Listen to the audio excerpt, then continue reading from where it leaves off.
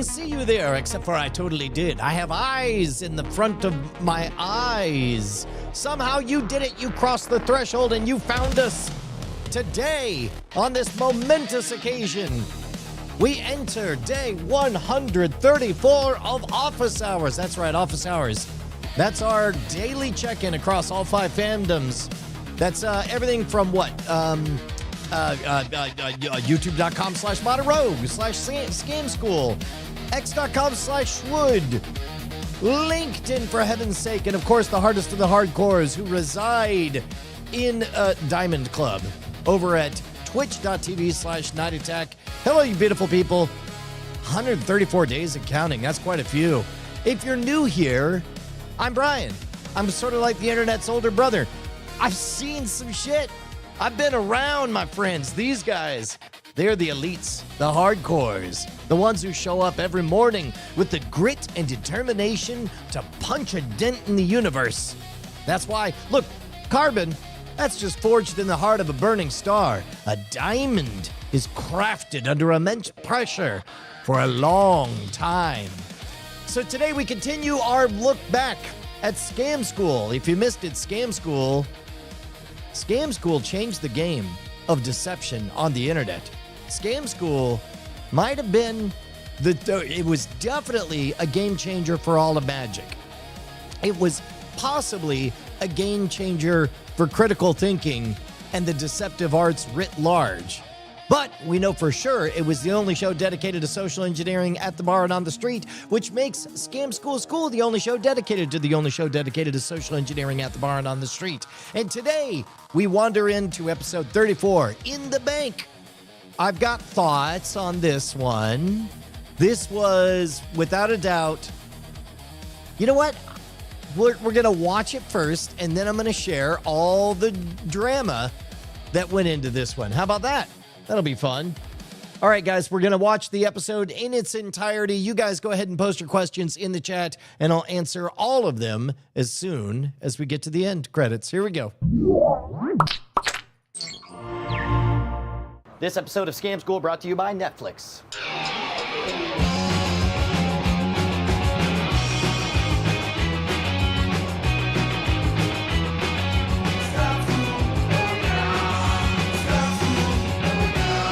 Welcome to the show where every night's a pub crawl. Scam School, the only show dedicated to social engineering at the bar and on the street. I'm your host, Brian Brushwood, and tonight's puzzle has the most elegant solution I could possibly imagine. It's something called In the Bank.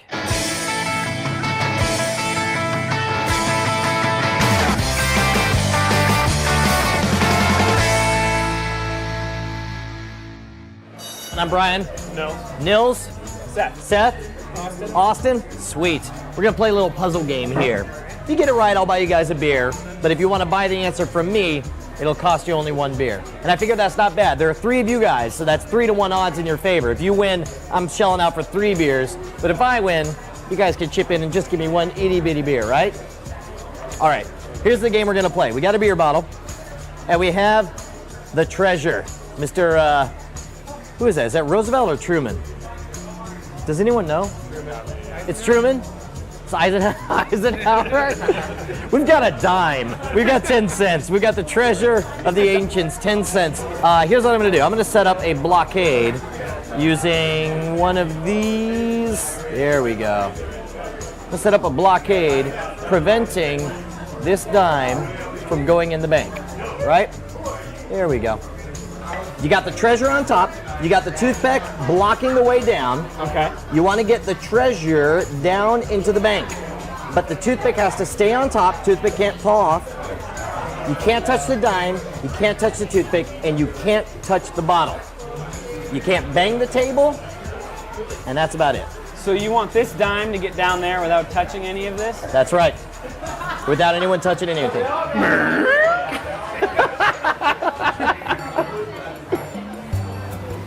We can't touch anything around. Are you this blowing area. on it? Is that what you're doing? Yes. That's a tactic. I don't know. Try blowing on it. See if that works. Are you going to blow on it? What are you going to do? Stare at it really hard. You're going to use telekinesis. Well, with blowing on it and being, yeah, guess it would be the same. Blowing on it, what? Like hawking a loogie on it, or? It's a kind of a precarious situation too. Like it's on there sort of really tough too. Like it's leaning that way. Like it's wanting to be towards that rim, towards that side, towards that edge. Like that's gonna be a tough one. That'll get it. Any second, Nils. I just want to breathe on Austin. Oh, true shame. I have to say that's not gonna work. All right, look, it's actually got a really elegant solution. I'm gonna give you guys this one for free. Here you go.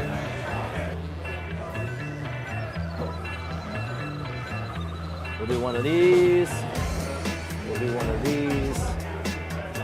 We'll watch the magic happen. The old Cankles trick. Did you just say the old Cankles trick? There you go. You can see it starting to expand.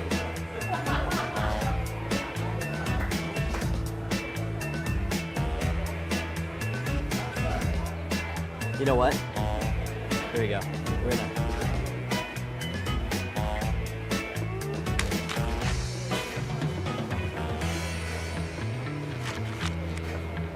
It's going. Wait for it. Wait for it. Those Cankles. Hey!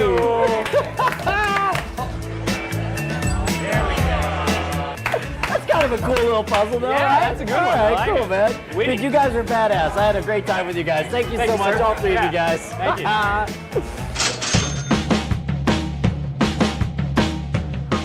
Now, as much as I love the solution to this puzzle, there are too many random situations that might screw you out of a free beer. Everything from people slamming the table and catching a lucky bounce to blowing on it and catching a lucky draft. So I recommend that you do this puzzle just for fun.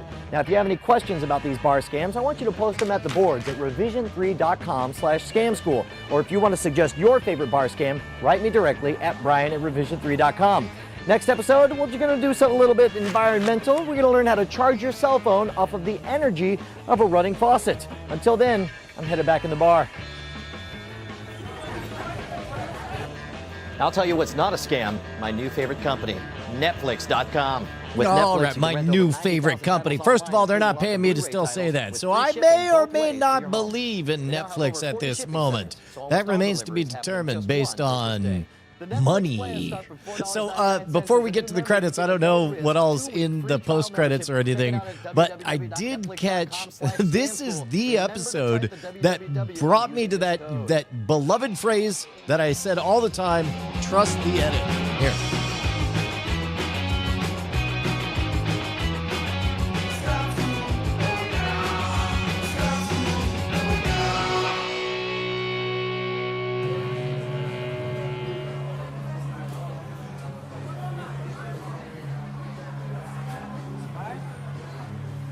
One plus two equals 5.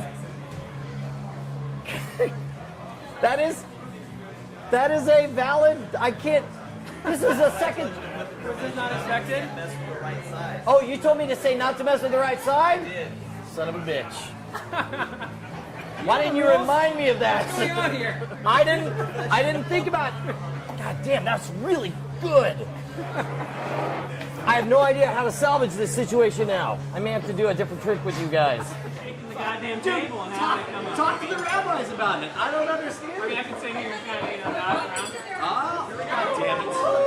And it's still seriously, I mean, and both times it's not the right solution. How you guys doing?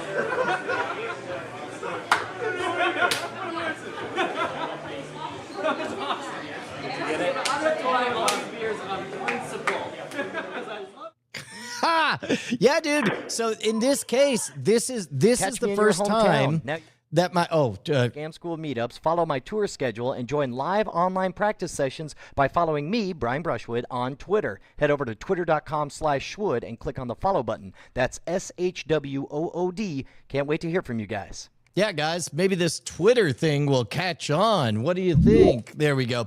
So this is the episode that sort of, at the time, this was over an hour-long shoot, and a bunch of things just didn't work. In this case, first of all, the first time that I set up a trick for them, it was the 1 + 2 + 3 = 4, the equation on there. And for whatever reason, I missed the right side of the equation stuff that they got. And so we went from that to In the Bank. And this is one that I'm certain that I had tested it before. I knew that it worked, but the time scale was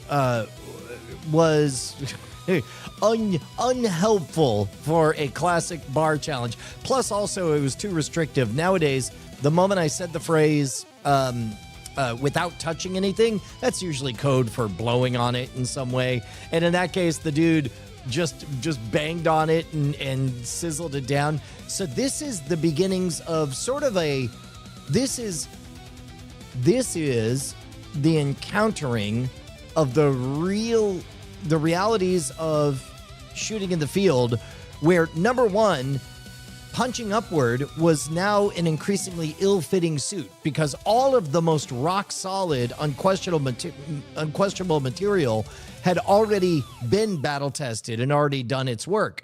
Now we're encountering stuff where you need people to hold the puzzle in their mind and be along for the ride. And yet you can see that I'm still trying to play the character of the arms crossed guy who could do no wrong here. And of course, you know, that puts those guys in an adversarial mindset, which is not what you want. Number one, it's not what you want when you're scoring free drinks at the bar, although this is before I had the words for all that. Number two, it's most certainly not what you want when it comes to running a production. You want everybody on your side. This is also before I knew to trust the edit. Nowadays, I'm able to put everyone at ease. I'm the one saying, do not worry about any of this. It will be fine. You will be made to look good. Why? Because it's not profitable for us to make you not look like you're having a good time, and it's not profitable for us to make you silly or stupid. It is simply the best for all of us if everybody has a good time, is relaxed, and is genuinely amazed. Now, to help that happen, I'm going to do my job of bringing the content to you. I'm going to do my job of setting up the puzzle for you. I'll do my job of resetting it an infinite amount of times. I'm also going to do my job of making it easy to want to keep on going. So finally, you get a little bit out there in a fun, charismatic way so that we can splice everything together in a nice vignette that is indicative of the quality of the material, but also one that showcases you. And in this case, I didn't have the words for any of that stuff at the time. I also did not know the magic of the edit, because this part right here, you can see I'm still pretty confident at this point. Guys, it was a long time before that thing spread open. It was unbelievably long for that. And you can see how uncomfortable I get. Also, production gripe. This right here, this shot, this is the bane of my existence. Nowadays, part of the reason I love these little tiny cameras is getting unambiguous, very clear overhead shots. The cardinal sin, as I keep explaining to people on production, is I do not want a moment where a bunch of people are looking into a place, talking about a thing that the viewer cannot see. We want to stand shoulder to shoulder with the viewers. But in that case, eventually, so finally that later shot you could see was up a little bit higher. I think that was a recreation of it on there. But part of it was like you want to make sure to crack it in such a way that there's lots of that cellulose fiber in there so that when the capillary action absorbs all that water, it will almost like a muscle naturally expand everything and get it to point straight. There's one that I don't even know. I don't think I ever got around to doing it because it would take too long. Nowadays I would do it because we have more control over the shoot. And also because it's not as intimidating for people with all of the camera equipment and so on. But it was one where you crack a bunch of toothpicks and you make basically, I don't know what the shape would be called, but all of the lines are in parallel, and then you put a drop of water on each of the joints across the broken matches, and then over time, it's kind of fun. You watch them all spread, and it all becomes like a snowflake. You know what? Maybe that's one. I'll jot that down. Yeah, let's do that. Yeah, we'll do the snowflake thing. Okay, so meanwhile, we got more important things to do. Beautiful people. Actually, there we go. We have to say thank you and welcome to everybody who showed up. Hello, G. James B. Hello, with Victor B. Oh, wait, these are old. Those are yesterday's. Let's see. There we go. Hello, Taylor Latus. Hello, Karo Mitiriku. Hello, Matt. Good to see you. Lone Dog 80. Hey, guys, how is the earlier starts working for you guys? I know the international folks are getting us an hour early now. Wago 333. Mr. Mountain Mayhem. Flying Car 100. Dylan Theus, the old school of the Mike Ruler. I'm not going to lie, Kuro Metariku, I saw UGG, and I was like, what did I do wrong? And then I was happy when I saw that you were saying I'm slightly older than the internet's older brother. Cliff Horn back in the office, M3 Tesla. Cappy made it. Fantastic. Good to see you, Cappy. Thank you so much. Tilka points out that we're already at episode 34. Yeah, man. It's crazy. And Marion G's here, and I think I said all my hellos. Hello with Victor B. Rend Tech, Alanon 6666, Hawk Warley. There we go. I think we did. Oh, and Flochinachi's here. Haha! Fantastic. Good. Vaudeville didn't have enough high kicks, ragtime, or vamping, so gonna catch a few minutes live instead. Thank goodness, Flochinachi. Vaudeville indeed. Place your bets. Place your bets. Place your bets in the bank was published how long ago? Let's see. It was published 16 years ago. How many views do you think it got? How many views do you think it got? Oh, yeah, it's Adam says 8K. Lone Dog says, I'm at work, so whatever works for your stats, LOL. Yeah, so in this case, I started late because I actually got into the office too early. Started doing other stuff. Cliff Horn likes early. That's great. The Rev 3 credit told us 2008, 5,000 views, we guess. Lone Dog 80 after yesterday's low number. Maybe 3,800. This one is 9.1 thousand. 9.1 thousand. There we go. 16 years ago, so we'll answer comments real quick.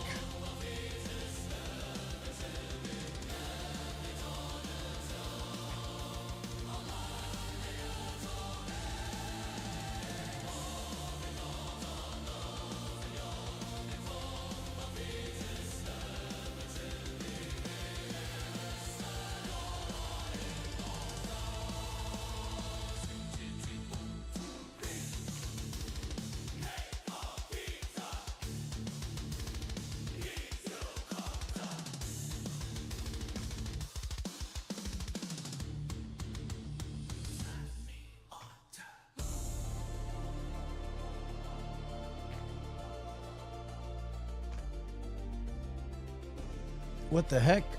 Right. Show it to YouTube how to do it. What?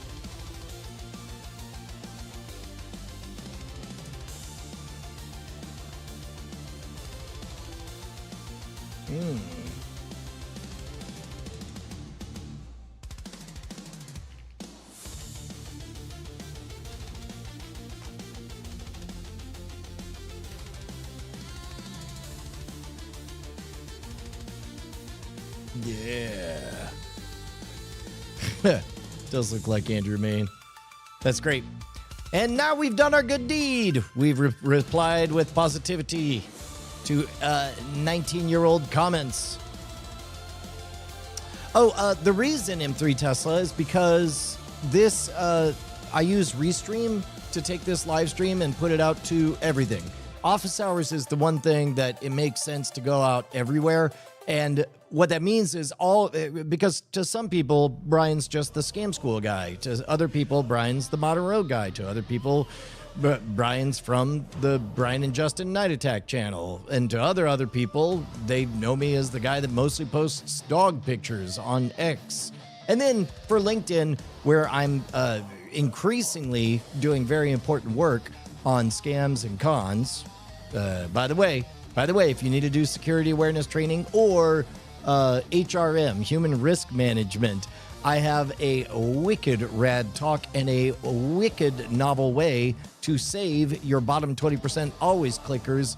Basically, this is the reason that I'm revisiting all the Scam School content, is so that we can see how much of a difference it makes to take people who perceive themselves as non-deceivers and get them to engage in deceptive role play, and how it alters their ability to see the world going forward, so they recognize the trappings of deception. So, meanwhile, yes, there's a bunch of different chat rooms. The fastest, lowest latency chat is going to be over at Twitch. Some people don't like Twitch. That's fine.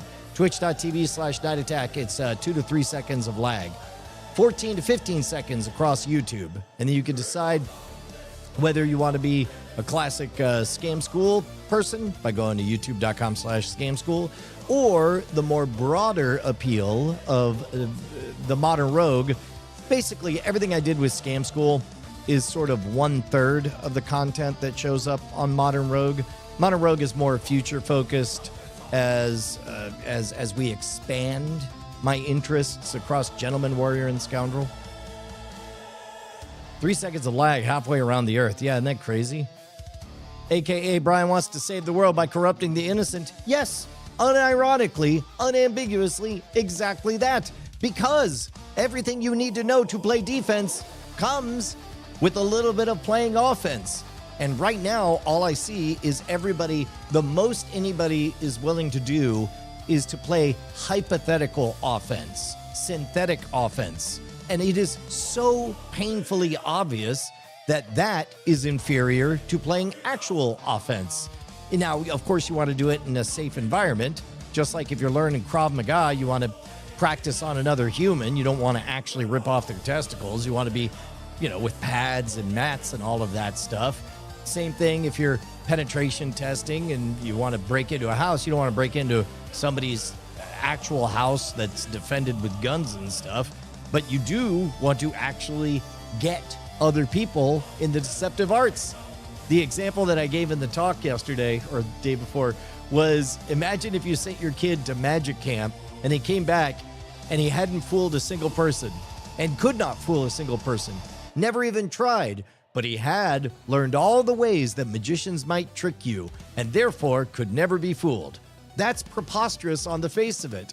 And so yet, that's exactly what we're doing when it comes to our security awareness training. We're acting as though studying the moves of deceivers somehow protects us, and it is patently ridiculous. So if you or your company has a problem with always clickers, if you're on the cusp of firing boomers, I'm legit a 20-year expert in saving these folks. So reach out to me, brian@schwood.com. And of course, if you want to stand, look at that. I almost broke the streak, but I didn't. That's because I remembered. And building the habit of always checking the chat. Chat check. Woo! Chat check in. Stakes. All right, I'll read all of those later. Oh, there we go. The 5th day of Scammas. Yeah, if you guys want to stay in touch, become a patron at any level. Doesn't matter. It could be a trivial amount, not even a cup of coffee per month. It could be pocket change. It could be a dime with FDR on it. But as long as it's on there, I'll see it at patreon.com/Modern Rogue. Or write me at brian@schwood.com. All right, guys, let's check the agenda. Wait a tick. Wait a tick. That ain't right. There we go. Now I could do that. Pow, pow. All right, so on the agenda, I actually don't have much, do I? So we got South by Southwest coming up. If any of you guys know of anything that you'd like me to go do at South by Southwest, let me know. Today's going to be pretty busy, but tomorrow we've got guests staying at MRHQ. You guys remember Tom Nash? We met last year, and I recorded our first hour-long conversation with each other. He is a cool cat, and we've met several times since then. He's going to be staying on campus. I'll try to pin him down for an interview. And then, let's see. Is there a page we can send to decision makers to look at getting you to an event? That is the next thing I have to do. So step one, you know what? Yeah, let's actually break this down. So Cliff has been watching all of this go from hypothetical to real. The timeline kind of looked like this. There we go. So in August of 2025, that was when I had the epiphany. That's what I noticed between Magic Live and DEF CON, that fundamentally the DEF CON crowd just hadn't been playing in these waters long enough. And I mean institutionally. Like magicians, we got hundreds of years of history, so the meta is accelerated. So the way magicians think about deception and the escalation of best practices, right now DEF CON is the very crime of cybercrime that they're fighting is only 30 years old. So it makes sense that they're at a first generation set of solutions for it. So the epiphany happens in August. In September, that's when I have the clarity of calling it wolf masking. And if you search for Brian Brushwood turning sheep into wolves, you'll see me on the Cybersecurity Mentors podcast with John Hoyt. And then after that, in October, we began the Clemson pilot, because it's one thing for me to talk about doing a thing. It's another thing to have done it, and even if it's in a 0 to 1 kind of way, to know what we're dealing with. By November, we wrap that up. And then by, well, I guess really the next stop would be in March. Literally last week, I gave the first keynote. And we're hoping to start the next season of wolf masking at Clemson in the next week or so. So at this point, we've got a program and it works. After this, it's just a matter of getting more data. So we're at the point now where I am interested in anybody looking to do experimental cohorts. And in fact, already I've got some meetings with programmers who are already working on stuff. I got a boatload of Brian Bucks from Scam School bets. Will those work? They're a good start. Anything that creates a culture of deception that starts to build System 1 training. This is all. I don't want to give the whole thing again right now, but I will. Stevoid999 says, I've been getting classic Scam School vids and my recommendations on YouTube recently. Good. That means we're showing up. So there's a number of times on YouTube I've been ahead of the curve. One is on YouTube writ large. Another is on the shorts. When YouTube got serious about shorts, I pivoted all my energy into shorts, and as of now, it looks like we're clocking in at 100 million views a year just on the Modern Rogue channel. But now I am bullish on that live tab because YouTube has a real problem with the just fake everything right now. And so in shorts, I suspect shorts is about to become all gray goo because you just can't compete with 100 crappy videos to your one good video. So I have started making the move 18 months ago to build out this studio so that we could do just massive amounts of output.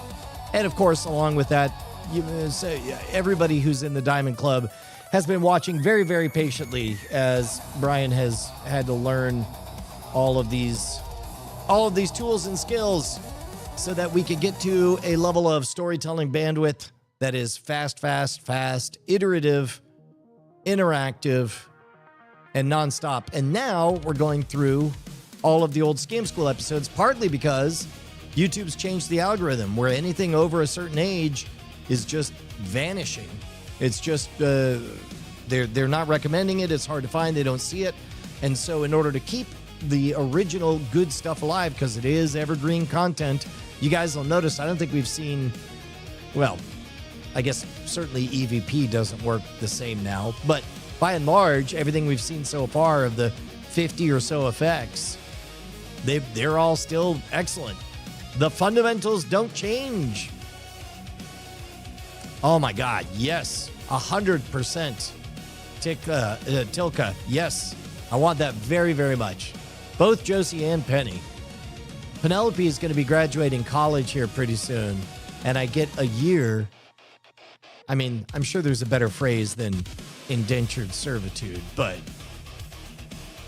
I get a year of indentured servitude from her. So I'm going to teach her the ropes. And so this is all going to get even more interesting every day as we build everything out. So Penny will be working here. Josie is about to go to college. She'll be busy, but she's still down to learn magic. Meanwhile, I'm setting up now that there exists a number of keynotes, whether it's the magic show hosting MC events for keynotes. Some of you guys know that I've got a very good marketing keynote and a 2-day workshop. Let's see. This will be a dead blow to old school cardistry. Old classic are already gone. Oh, you're talking about the algorithmic change. Yeah. Yeah, although nowadays, keep in mind that this is my speculative play, is for years and years, I've speculated that there need to be a place for cultural DJs. Somebody who knows things, who knows all the stuff and can grab and just riff with you guys.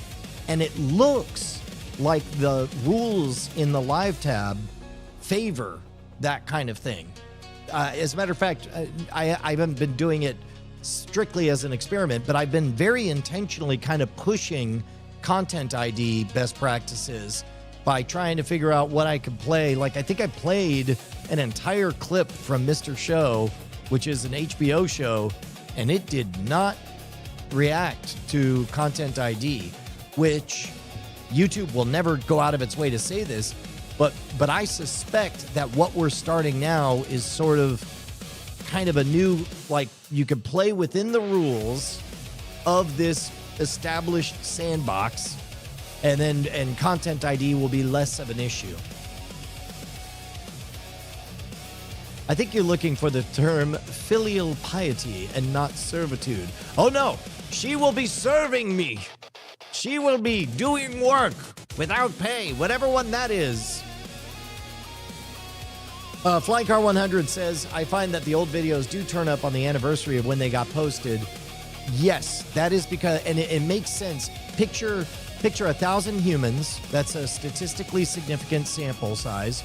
And then some number of them already, let's say 3 of them, or somebody notices the anniversary, or they're still on an email list, or they know the guy who made the thing. For some reason, psychically, somebody knows, and 1, 2, 3 of a particular cohort demographic, whether it's age-based, background, etc., like at that point, all the YouTube algorithm knows is a statistically significant number of people are into it, and so it's psychically, and I hate that I'm using these words, it really is best to just imagine that the YouTube algorithm is psychic, but not in that way. Did you guys ever see, in fact, here, we're going to test and see whether or not we get Content ID'd on this.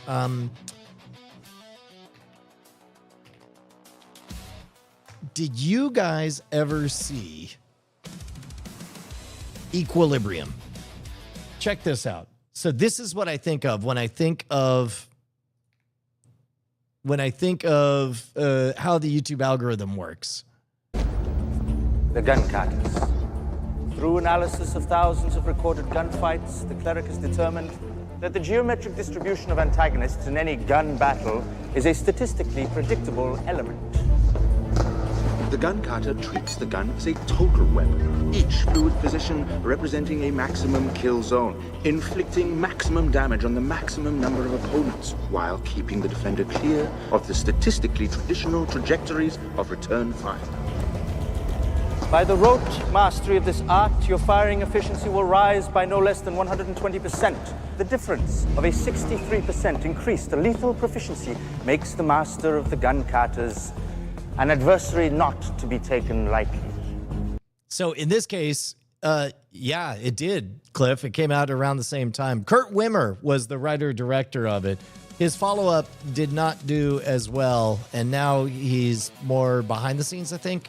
But I really dug listening to the director's commentary on this. He is a thoughtful cat. I dug it a lot. But let's see. Well,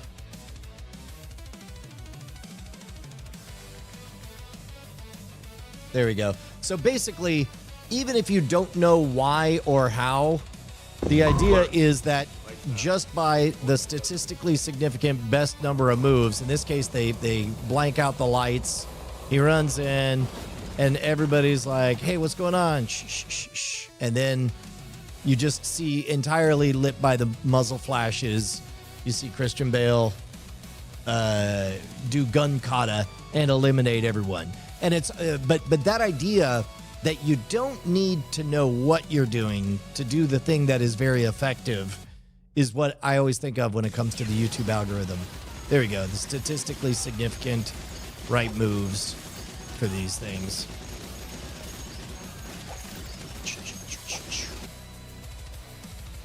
Yeah, gun martial arts, Gunkata. It's pretty fun.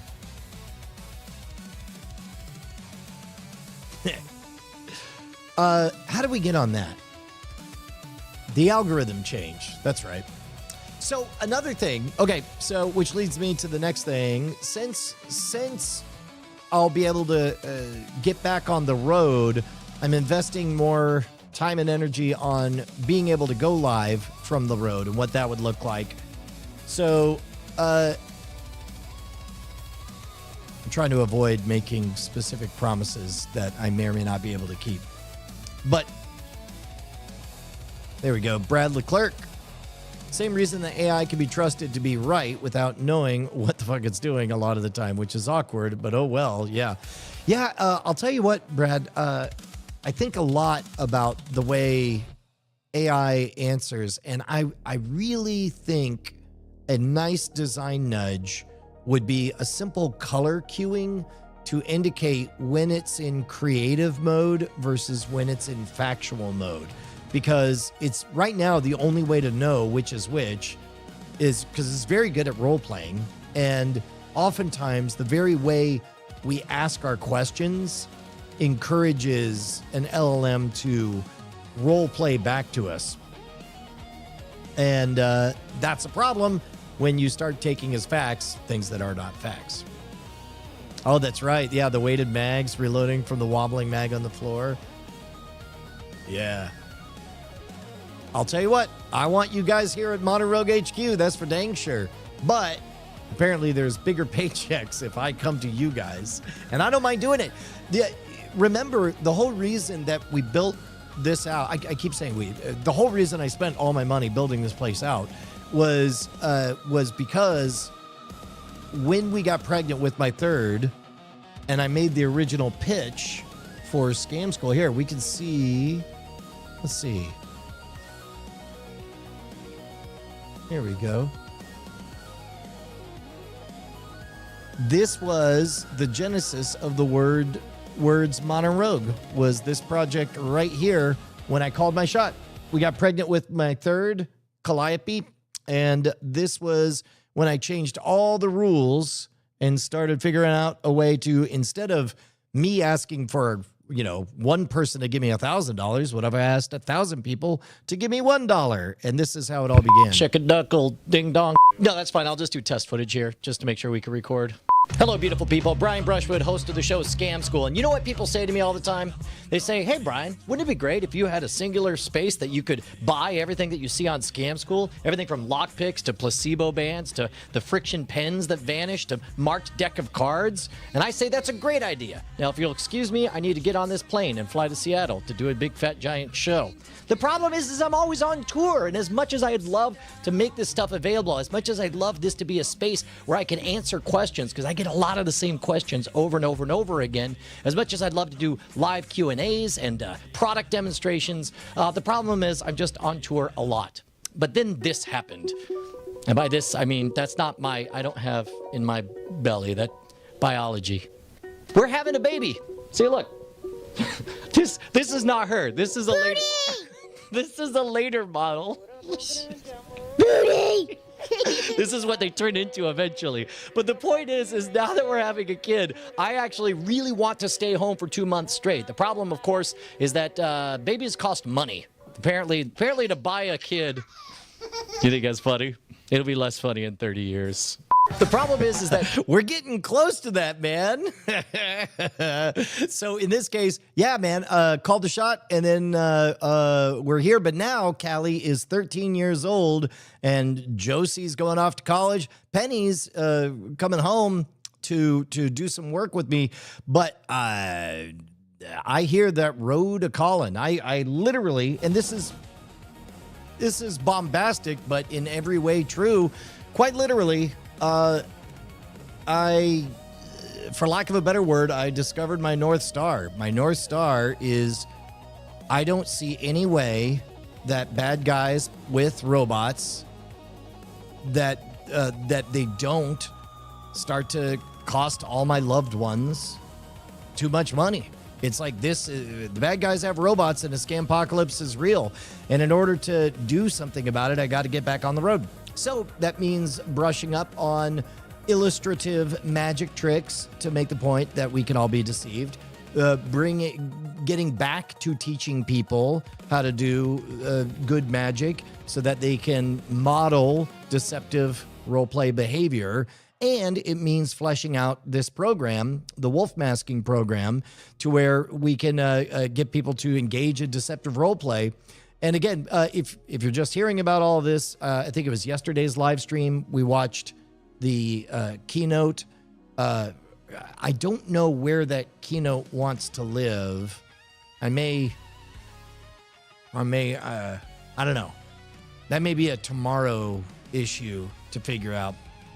But, can I show you? You know what? Yeah, I can. I can do whatever I want. I'm Brian fucking Brushwood. Here we go. All right. Let's do this. Check this out.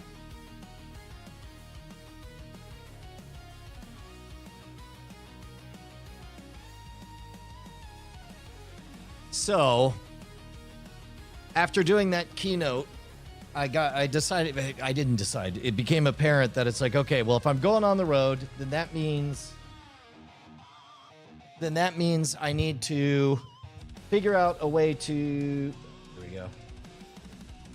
I need to build presentations that electrify.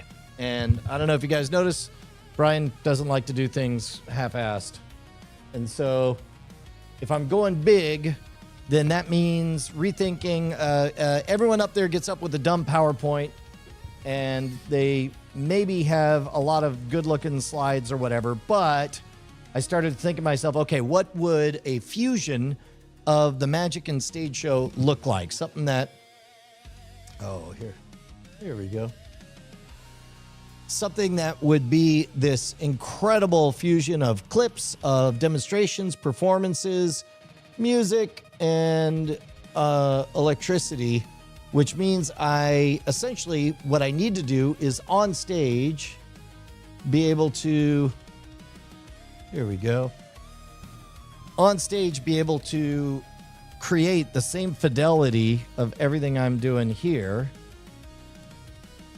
So I bought an obnoxiously powerful gaming laptop, That's what I was at the domain for when I saw the 3-card Monty. But I told you a bit about what? Oh, I see. Get out of here, me. Check. Okay, cool. Oh. Wait, is that for reals? Interesting. I did not... Oh my gosh. Can I draw on multiple of these at the same time? No way. Oh, guys, game changer. Game changer, look at this. These are 2 separate computers. Nope. Oh, hells yeah. Hells yeah. That's amazing. Okay, great. So, zooming this back in. So this is the other thing I got to figure out, is a way to get everything such that I can do high quality live streams so that Cord Killers, Great Night, Weird Things Podcast, Office Hours, all of those need to be able to happen from any hotel room without much trouble or fussing at all. Let me... Aha, this I'll turn down. There we go. But in this case, let's see, right click on this. Yeah, that's awesome. Okay, so these guys are the flick buttons that I got working. And so the idea is I can attach these to the back of my shoe. Oh, good. Yeah. So then I can play pause, advance, and then this one. Here, we'll do these. So you can see this one can be programmed, and this one can be programmed. Like basically all the tech that I've wanted for years and years is finally here. And so now I'm in the middle of figuring out how to do stuff like build presentations in PowerPoint and load them into vMix, which at this point I end up crossing over into like broadcast television quality multimedia presentations. So the goal right now is, if you guys want me to come to your business. So it used to be a real bummer. God bless you, Dylan Theus. The real one right here. So it used to be that I would have to ask everybody to... Oh. Hold on. To think about basically corporate holiday parties or... sorry, guys. 1 second. There we go. Nailed it. So it used to be that if you wanted to see me in person, you had to either come to a convention that I happen to be doing a free show at, or maybe you worked at a university, you could get me in touch with the student activities board, and I could do my magic show, my award-winning magic show. And that was pretty much it. Or maybe a corporate holiday Christmas party. But now, guys, I don't know if you noticed, but I'm dead serious. There's a scampocalypse coming, and nobody seems to be doing a program focused on specifically deceptive roleplay like I can. Can I test kick them? I need to figure out how to... In fact, let me ask you guys, what would be a good way for me to attach these to the back of my shoes?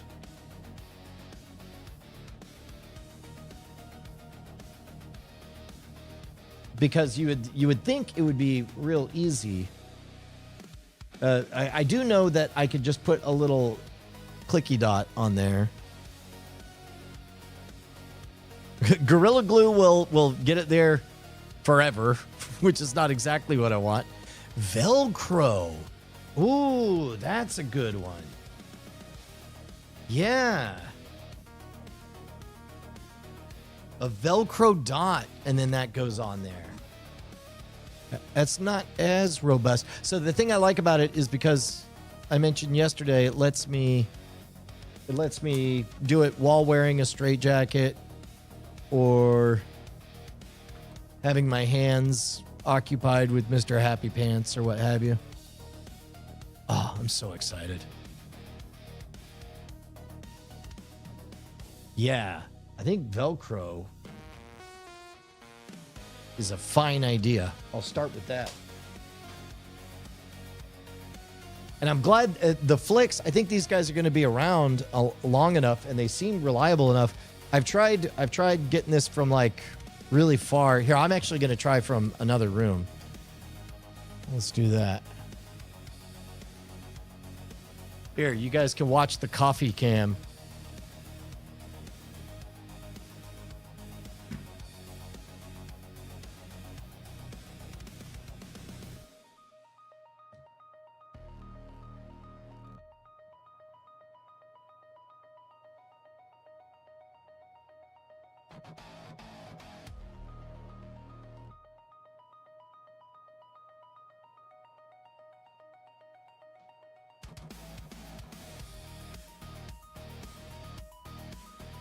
I just realized the flaw in that plan is if I go walking around the corner and clicking it, I'll have to come back and say, did it work? And you guys won't know when I was clicking it.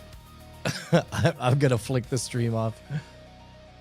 Yeah, that works out great. Cool.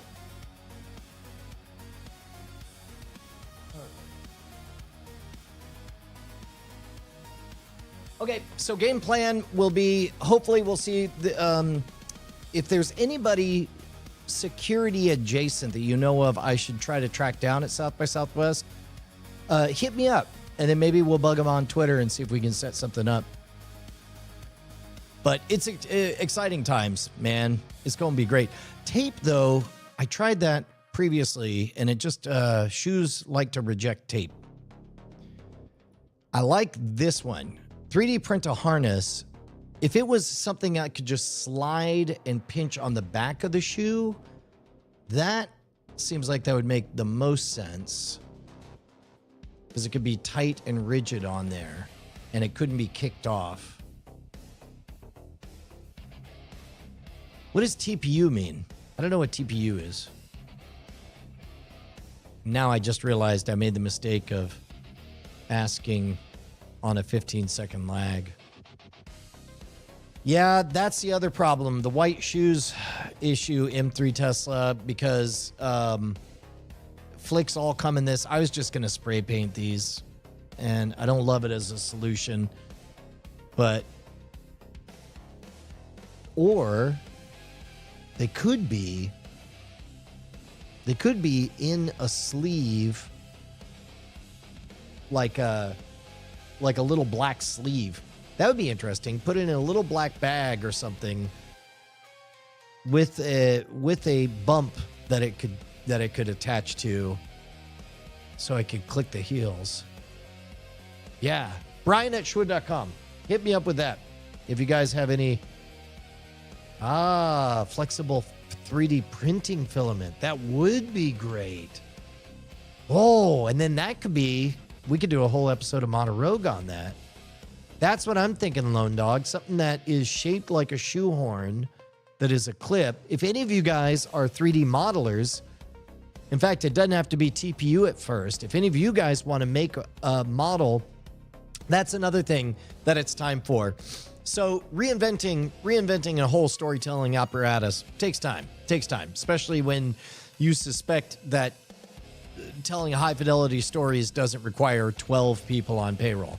And so now we're at the part where you guys have watched in real time, whereas first I put my energy into shorts, learned to speak that game. Then I put my energy into the live, and that is close to on rails. Next up is going to be mobile live, getting that going. But now, if you guys liked the hotel scam video, let's do this.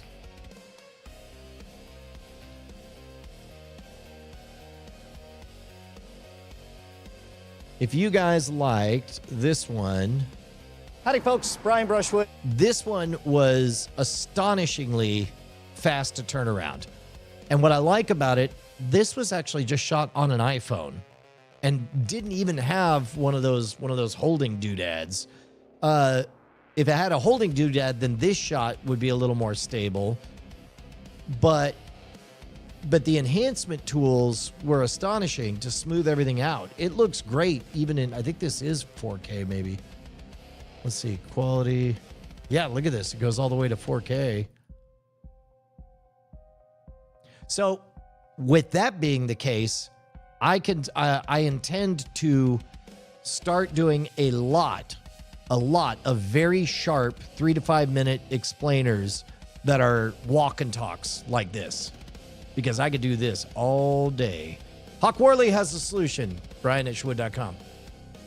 Oh yeah, my shoe size is 8.5, 9. I wear a 9. I think I'm technically an 8.5, but then I get ingrown toenails, so I'm a 9.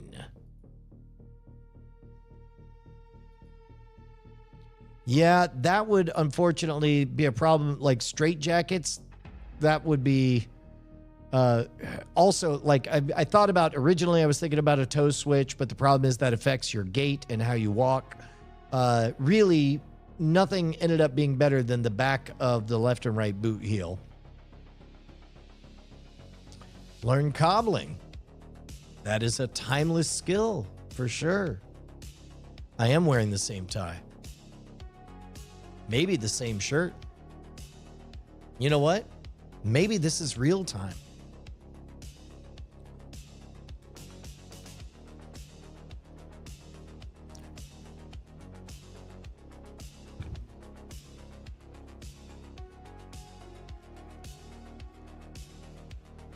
Okay, well now we're just in the same place. It's not even the same.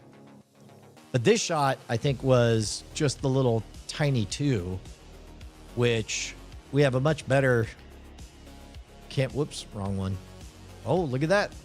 Look at that. That was my favorite graph that showed up. Between booty checks and flex.